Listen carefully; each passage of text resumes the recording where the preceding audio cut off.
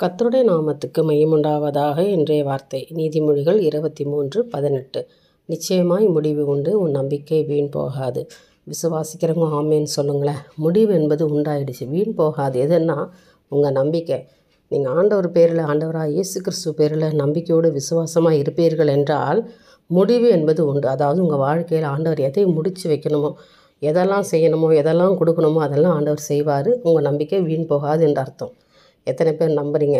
கர்த்தர் பேரில் விசுவாசிக்கிறீங்களா? என் தேவன் எனக்கு ஒரு அதிசயம் எனக்கு செய்ய முடியும், என் வாழ்க்கையில் செய்ய முடியும், நான் வேலை செய்கிற இடத்துல எனக்கு செய்ய முடியும், ஒரு அதிசயத்தை தேவன் செய்ய முடியும் என்று நம்புறீங்களா? ஒரு ஆமேன்னு சொல்லுங்கள். கட்டாயம் கர்த்தர் உங்கள் வாழ்க்கையில் செய்வார். அதற்காக தான் தேவன் காத்து கொண்டிருக்கிறார். நிச்சயமாக முடிவு உண்டு மகளே, முடிவு உண்டு மகனே. உன்னை நான் ஆசீர்வதிப்பேன். இன்றைக்கு நான் உன்னை நிரப்புவேன். என்னுடைய ஆசீர்வாதத்தை மழை போல் உன்மேலே நான் பொழிய செய்வேன்.